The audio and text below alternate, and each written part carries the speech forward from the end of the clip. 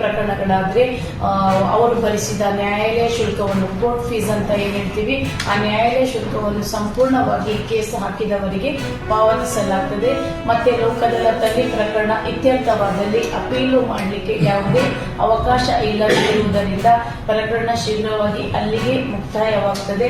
ಮತ್ತೆ ರಾಜ್ಯ ಸಂಧಾನದ ಮೂಲಕ ಈ ಪ್ರಕರಣವನ್ನು ಇತ್ಯರ್ಥ ಪಡಿಸಿಕೊಂಡ್ರೆ ಅವರ ಸಂಬಂಧಗಳು, ಅವರು ಕೆಟ್ಟುಹೋದ ಸಂಬಂಧಗಳು ಮತ್ತೆ ಅದೇ ರೀತಿ ಮುಂದುವರಿಯುವ ಅವಕಾಶ ಖಂಡಿತ ಇದ್ದೇ ಇರುತ್ತದೆ.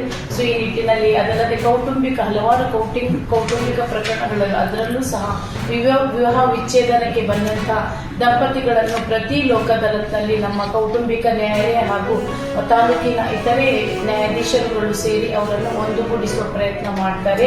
ನಮ್ಮಲ್ಲಿ ವರ್ಷಕ್ಕೆ ಸುಮಾರು 150ಕ್ಕಿಂತ ಹೆಚ್ಚಿನ ಕೌಟುಂಬಿಕ ಕಲಹಗಳಿಗೆ, ಅದರಲ್ಲೂ ಡೈವೋರ್ಸ್ಗಾಗಿ ಬಂದಂತ ದಂಪತಿಗಳನ್ನು ಒಟ್ಟುಗೂಡಿಸಿ ಕಳಿಸಲಾಗುತ್ತದೆ. ಸೊ ಈ ನಿಟ್ಟಿನಲ್ಲಿ ನೀವೆಲ್ಲರೂ ಸಾರ್ವಜನಿಕರಿಗೆ, ಅದೇ ರೀತಿ ನ್ಯಾಯಾಲಯಗಳಲ್ಲಿ ಬಾಕಿ ಇರುವಂತಹ ಪ್ರಕರಣದ ಕಕ್ಷಿದಾರರಿಗೆ ಸೂಕ್ತ ತಿಳುವಳಿಕೆ, ಹೆಚ್ಚಿನ ಪ್ರಚಾರ ನೀಡಿ ನಮ್ಮ ಈ ಲೋಕದಲ್ಲತ್ತಿ ಪ್ರತಿ ಬಾರಿಯೂ ಸಹ ನಿಮ್ಮೆಲ್ಲರ ಸಹಕಾರದಿಂದ ನಮ್ಮ ಲೋಕದಲ್ಲತ್ತಿ